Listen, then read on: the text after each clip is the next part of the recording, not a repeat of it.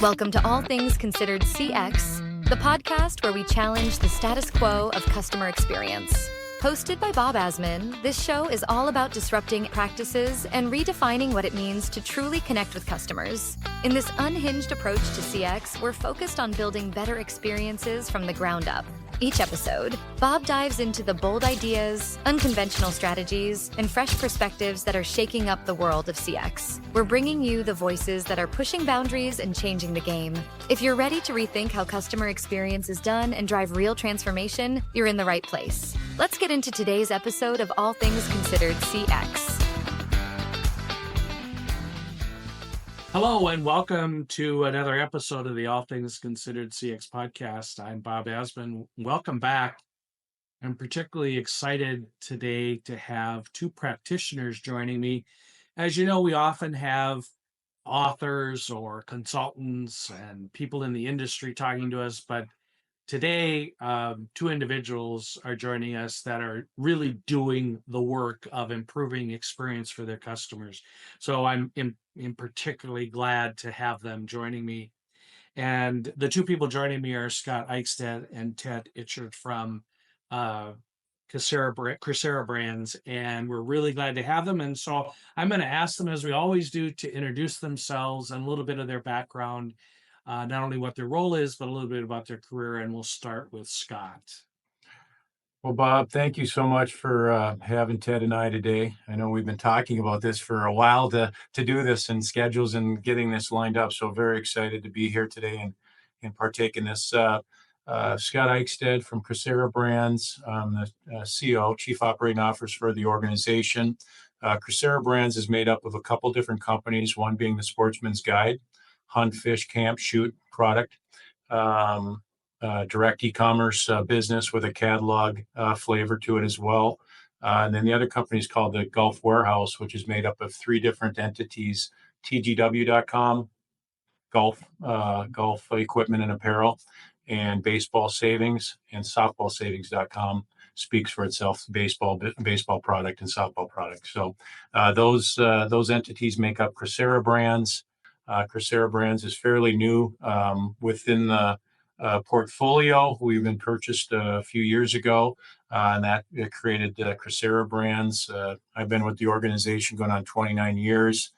Through that journey, we've been public, we've been private, we've been owned by several different organizations. So Ted will kind of talked about his journey too, but I think he's been here 30 years. So we've went through a lot of changes within the organization, but the here and now is we are Crecera Brands, and very proud of what we offer to the general public, and some really fun product line that it seems like it's somebody's hobby or passion, or their child's what they play and things of that nature. So it's kind of fun to have this kind of product line as what we're showcasing in our industry or in our business. So thanks again, Bob, for having me. Thanks, Scott. Ted, tell us a little bit about yourself. Thanks, Bob. As Scott said, thanks for having us. I am the director of the contact center within Crecera Brands. I've been here, as Scott mentioned, 30 years. I started as a sales associate and just worked my way up through the ranks. And it really started when we used to have to transfer calls from sales to service, and I was not able to take care of that customer. That really bothered me. So I moved over to the service side, and from there, just continued to grow within the business. That's fantastic. When you guys were 7 or 8 years old, did you say one day, I want to be in operations, or I want to be in contact centers? How did you get to where you are today? I mean, you've got, I'll call it 60 years of experience on this podcast right now between the two of you. That's pretty darn awesome. And then to say 30 years with the same company is, in this day and age, almost unheard of. So you're clearly happy. You're clearly doing things right. Ted, tell me a little bit about, how did you come to be? It was this in a lumber yard, right? I got the call from Sportsman's Guide. I had My sister was working here prior to me when we used to do apparel products. We used to do t-shirts.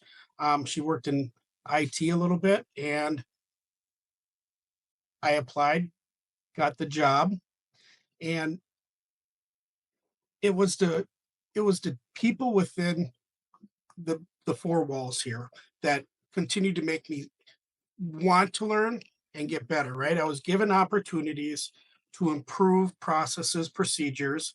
I did that, but it was the relationships built not only within my organization within Sportsman's Guide at that time, but throughout the building. Mhm. It Excellent. just felt different. Hmm. The culture was rewarding for you. It was the culture, but also the togetherness at that time, right? Hmm. And the want to improve and just the relationships that were built. That's great. That's excellent to hear. Scott, how about you?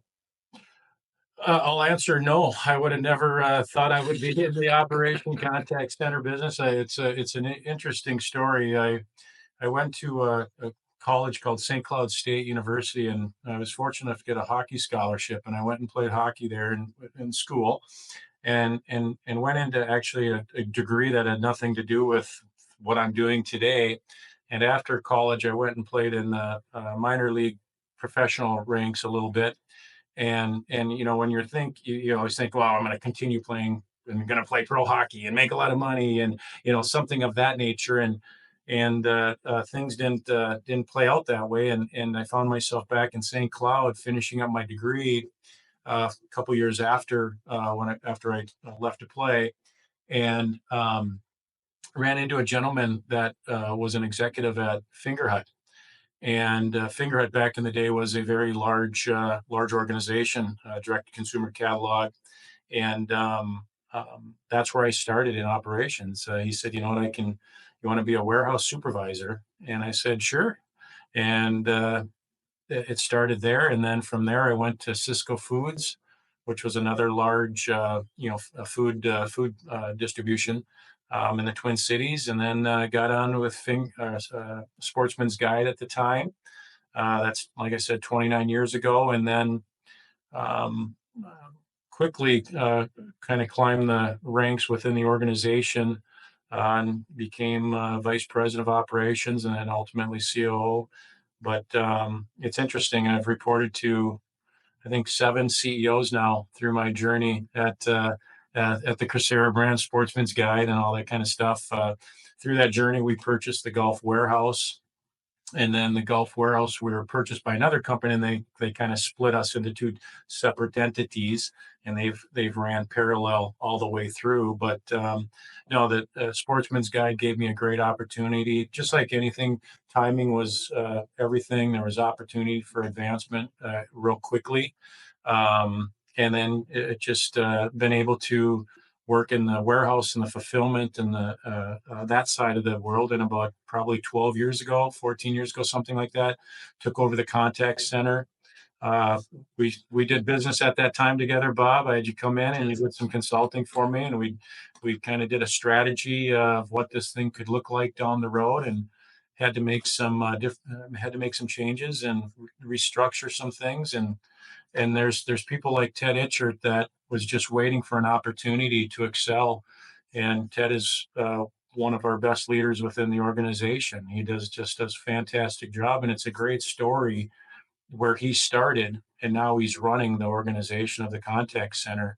And he's, like I said, he's an elite leader. He's a fantastic mentor for people. All his team members really respect and look up to him, and that's what's really been very fortunate, and makes me very proud that for the most part I've been able to promote everybody within the organization. All my direct reports, for the most part, have started at an entry level position within the organization, and they have just earned that opportunity to continue to climb that quote unquote ladder. And I have many directors and managers that have been promoted up through the ranks, and Ted is just a great example of what hard work, dedication, commitment, sticking to the plan, constantly looking at opportunities to improve. And when you do that, you get your chances. And he's taken that and run with it, and it's been a great leader. So it's we've known each other for many years, and we're just two of many within the organization that have that kind of tenure within operations. And as Ted alluded to, it's more than just coworkers coming together. It's coworkers that create a family environment within our organization, and that's a healthy thing because family members don't always look align eye to eye, but they can figure out how to work through things, and they always have that confidence and trust in each other, and that's a healthy thing because you can challenge each other. You don't take things personal, and you just really in that type of togetherness, you're bettering each other, right, by challenging each other. And I think that's what within the Crecera Brands now operations, you see that tight knit, close team that we challenge each other every day. We make each other better every day, and somebody's weaknesses is somebody's strength. And when you put that together, you come together as one solid entity. It bodes very well, and it's been very fortunate for us to have this kind of tenure at one company because it is very unique. It really is, and and the way you described it, it's no wonder that the journey you've been on to improve your experience for your customers has been so effective because of that. We talk about this all the time, the importance of having that foundational element in place, that employees are engaged and committed, and you certainly have demonstrated that. I want to get into that a little bit now. And Scott, you started to mention that you took over the contact center and wanted to knew you had to make some changes and to adjust the strategies, and that began your journey. Share with our audience, and Ted, I'll ask you to perhaps take this question, but share with our listening audience about the journey you've been on and some of the things you've discovered and been challenged with and been encouraged by, kind of the ups and downs of the journey, if you will. Yeah, it when I took it over, it just seemed like it was very siloed. And Ted alluded to it was service and sales and two separate entities, maybe some synergies in working together, but it was very prevalent to me that it was very, like I said, siloed, and it just wasn't a great experience, in my opinion, at that time for the customer. And we needed to, there was potentially too many transfers of a customer. You get one agent and they couldn't help that person out, so then they transfer to another agent on the service side, and that service agent maybe couldn't answer, so they had to transfer to another person. There just seemed to be a lot of well, that's not our role and responsibility. We got to get you over to this person. That's their role and responsibility. And it just seemed thought we can do a lot better than this, and we just need a all-inclusive agent that it doesn't matter if you're calling in for a sales, place an order, or if you got a question about a order or a question on a product. We should be able to have agents at a one-stop shop, be able to address that customer, and that's what we did. We did a consolidated agent that can handle all inquiries coming in. We were very phone centric. We didn't really have an IVR. We put in an IVR and made that streamlined. Chat and text. We didn't have any of that. So we've progressed, and we've matured over the years to have obviously the different modes of interaction, and tried to self-serve the customer when they can self-serve, and that's what they want. But the biggest thing for us is, and at that time, is we want to give that customer a choice. And then within that choice, we can adapt to whatever they need. One is you got to be available, right? And you can't have a customer sitting and waiting forever to interact. So there's a balance there of that fine line, and we really didn't have a workforce management philosophy, really. So we hired a workforce manager that could control the workflow, control the calls, control the headcount, so the customer could be placed in a situation where they're not waiting or not having to wonder, when am I going to be serviced and how am I going to be serviced, right? So within the IVR, we matured that, and then within the different modes of interaction, we provided again all the different avenues to be able to reach us, and then also within that, if you want to self-serve, we're going to give you that opportunity. If there's things that you want to be able to know or do, here's the opportunity to do that.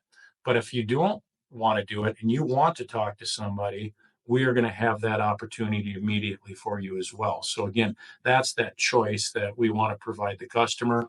And then when we interact with the customer, we want it to be more knowledgeable about our product, more thorough about what that interaction is going to be, and put a lot of training into our agents so they can handle those calls confidently and securely, so we can create that one-stop shop for the most part. Ted, your thoughts? Thank you, Scott. Really good summary there. Yeah. So part of the progression is, we wanted to understand the customer effort and the employee behavior when these interactions are taking place. And you see a lot of surveys out there, Bob, that are open-ended, 1 through 5. We wanted to have something simple for customers to be able to answer. And it's 2 simple questions. Was it easy to accomplish what you wanted to do today? And if you own a contact center, would you hire the last person you spoke with? Those are yes and no questions. Simple for the customer to take, and it doesn't take long. And we run 50% take rate, 53% take rate. Hmm.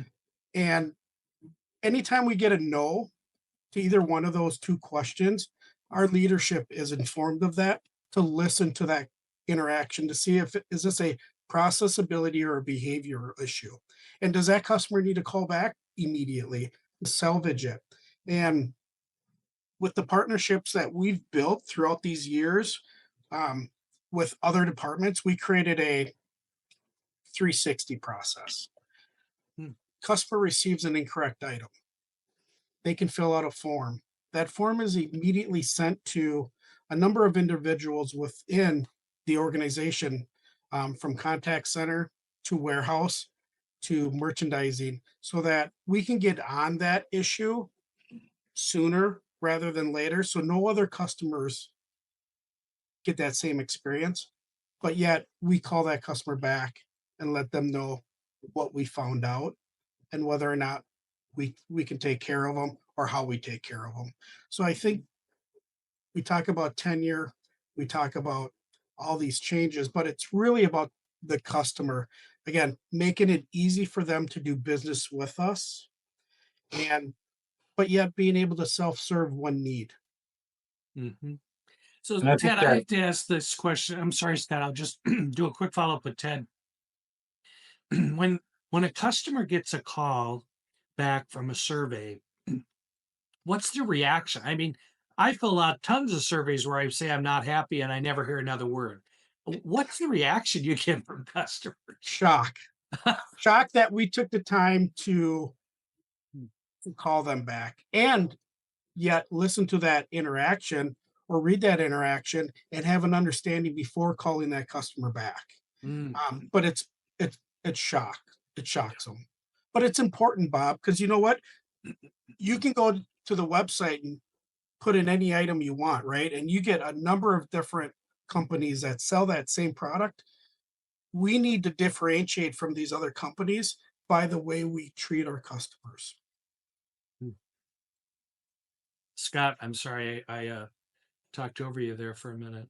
No, and that's why I was just going to allude to that, Bob. I mean, that it is fairly unique, right? Through the observation process or Ted's examples of the post-call surveys, if there's a no on either one of those questions, those calls are immediately listened to, audited, and that customer then can be called back based on that and just say, hey, we heard that you didn't have a very good interaction or experience, and that can be resolved. And we go that extra mile to go back to that customer and make sure that they're satisfied, right? A satisfied customer with every interaction. That's one scenario. The perfect form 360, the customer calls in. We're calling that customer back to make sure it's that customer, the resolution has happened. They're satisfied. The other thing that we do that is very unique is high ticket orders. Certain items that we sell, it's people's hard-earned dollar that they're spending with us. If it's a golf club or a high-end optic or whatever, $400, $500, $600 ticket items, Ted's team will actually call them back and thank them for their order. And that's it. They will literally call the customer back, and Bob answers and says, hello. And Ted's team will say, hi, I'm Ted from Sportsman's Guide. We're just calling you back to say thank you for placing that order today. We greatly value that, and good luck with that golf club or whatever. So as Ted alluded to, the customer is all that matters to us. And there's two people that matter with us in operations. And we talk about this all the time in our staff meetings. And if you're not focusing on one of these two people, then why are you talking about it? One is a team member, your employee, and your customer. All efforts, all focus, all thoughts within our operations team within Crecera Brands. Those are the two things that we care about most. And all our conversations are about that. How do we make it a better environment for our team member to work? How do we get them engaged? How do we get to where they enjoy coming to work every day? Creating an environment that's fun. We talked about two words: confidence and trust. We have to earn their confidence and trust. That's our responsibility as leaders within this organization. And then obviously the customer speaks for itself. Put yourself in the team member or the employee seat, put yourself in the customer seat, and always think about that. If you're to walk into our conference room, if we have a chair that has an orange shirt on it, and that's the customer. That sits at the head of the table, at the head of the conference room. Nobody sits there, and all the conversations around that table, that customer is always at that table. And also our team members are, and nothing's perfect. You're never going to have 100%, but we're trying to always strive for perfection. We always say bigger, stronger, faster. If you're not doing something that's making you bigger, stronger, faster, again, back to those two key elements, which is our employee and our customer, it's real simple how we try to simplify things and put it into buckets. And if you're not focusing on this, then you might not be focusing on the right things. And that's how we try to keep it as simple as that, and have everybody have their understanding of their roles and responsibilities. And I think when you do that, the tenure and things like that just come along with it. Right. So, Scott, I can hear contact center leaders across the country listening to this saying, how can I possibly make return phone calls? How can I possibly look at surveys because I'm under these budget constraints? And I'm sure Ted Scott's had a conversation or two about the budget with you over those 30 years, right? So what's interesting to me is you're doing it. This is not something you do on paper or hope to do. You're doing it every day. And so how do you balance? I'm asking this question on behalf of customer service leaders. How do you balance the downward pressure on costs, which I'm imagining you have, and also balance that with the need to do this experience with the customers? Ted, you want to take a run at that? I can. It starts with our leaders, right, within the organization, of understanding the importance of what superior customer service looks like. And Scott's a prime example to that. He understands what we're trying to do, and he's involved with that. He wants it just as much as I do. Yeah. And sometimes you got to think, if you don't do that, how are you separating yourself from your competition too? And everything is so competitive to this day. There's others that sell the same thing we sell, right? And how do you do the little things that maybe might get that loyalty? On the Sportsman's Guide side, we have a Buyers Club membership program that's extremely important to us. How do we ensure that membership that they're paying for, that they're getting that preferred treatment, right? because they're paying for that membership, not only the discounts and the free shipping and stuff like that, but it's important to us to make sure that we go above and beyond as well, right? And then also, if you want somebody to become a Buyers Club member, if you treat them that way, they're more likely going to opt in and become a member because, again, back to the customer, they know me, they value me, they recognize me, they care about me, and that's what we try to strive for of every interaction that the agents have with the customer, to create that relationship of trust, and hopefully within that interaction they can hear the passion within the agent, and that creates a relationship, and that creates respect from the customer. And and so these little things, yeah, there's some added cost to it, but in the big picture, if you don't do it, what separates you from anybody else then? And in this very competitive world where people talk about culture and service to the customer, uh, you got to walk the walk besides just talk the talk. And Ted does a very good job of controlling his expenses and budget, and he makes it all work. But yes, it's a fine line. But um, if you're not doing it, what are you doing to separate yourself? And we feel just pure humanistic interaction, caring and connecting with the customer will pay off in the long run for our organization. And it's pure, and it's just not a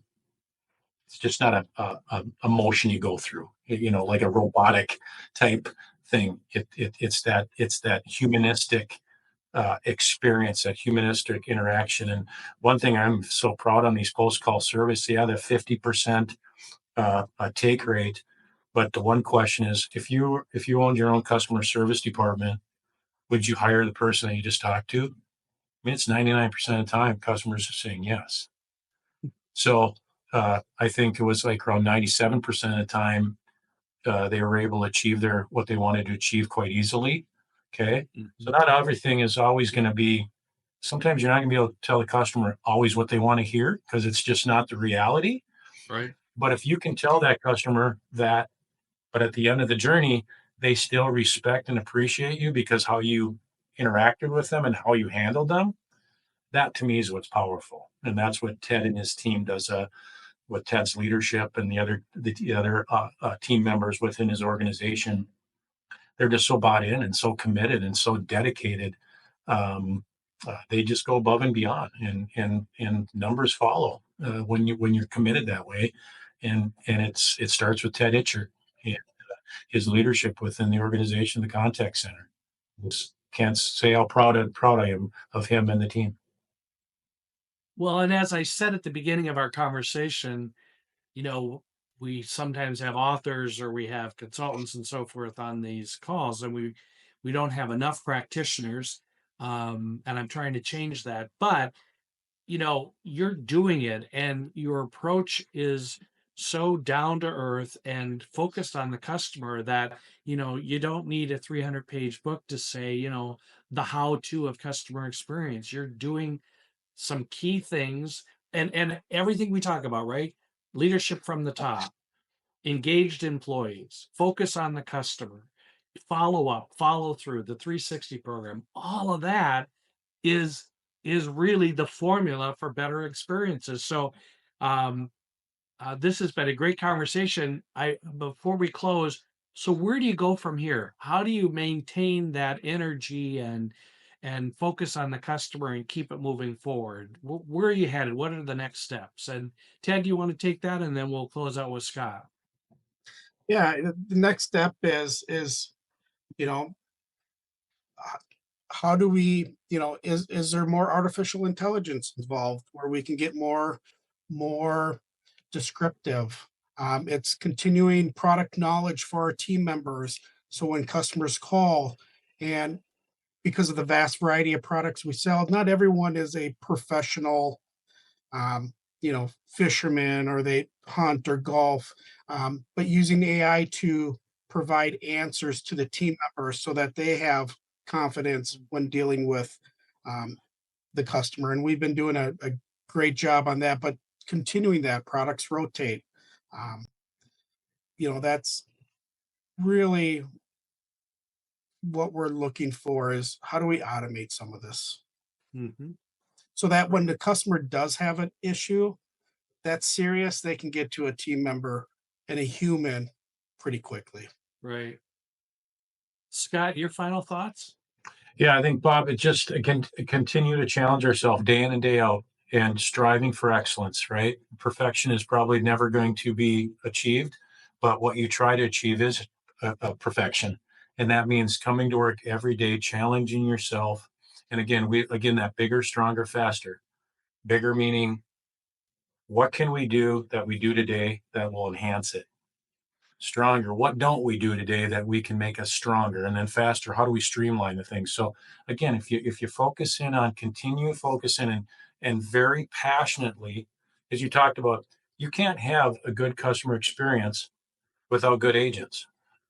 If you got an agent that's got not focused, not passionate, not really enthused about what they're doing, you're probably going to have a harder challenge of having a great experience with that customer with that interaction. So running parallel, we've got to continue to focus on how do we make our environment for our agents better? How do we make it a better workplace? And just constantly challenge ourselves, think outside the box of making it a better place to work tomorrow and the next day and the next day. And at the same time, running parallel to that, how do we do that for our customer? How do we make this experience for our customer better and challenging ourselves with that? And if you keep those two pillars as the focus, and then the foundation is that bigger, stronger, faster mindset. And every year you go in with a game plan of what your list of to-dos are and how they fit into that bigger, stronger, faster. And within that team member and customer improvement, that's how we're going to focus. And it starts with Ted and I and the other leaders having passion every day for that focus and that improvement. And that's a Kool-Aid everybody will drink and everybody gets on board. And passion is a key word. If you don't have passion as a leader, you're never going to strive and be as good as you think you can be or others around you. And as long as you have passion and a vision, that's what we'll constantly have at Crecera Brands. And I think we'll continue to improve and hopefully be leaders in the class within our industry for customer service, because we're very proud of what we do. And I'm very proud of Ted Itschert and the team that he's assembled. Thank you. That's great. If there's anybody listening to this podcast that can't sense your passion through this video, I give up. All right. They have no senses, because your passion is, and that's how you, like you said, that's how you can talk so freely about what you're trying to accomplish, because you believe in it and you're passionate. And it's been great having you on today's podcast, Scott and Ted, joining me from Crecera Brands. I really appreciate your time today, and telling your story, which others I know will learn from. Bob, you're a good friend, and you've been a great acquaintance and partner through this journey here. And from day one when we met at Caribou Coffee, and I kind of told you the vision, and I appreciate you and your partnership all along, and how you've partnered with Ted now and been with us. So we greatly appreciate you as well. Very I much so. appreciate that. It's a lot of fun. Thank you, gentlemen. Thank you. Thank you.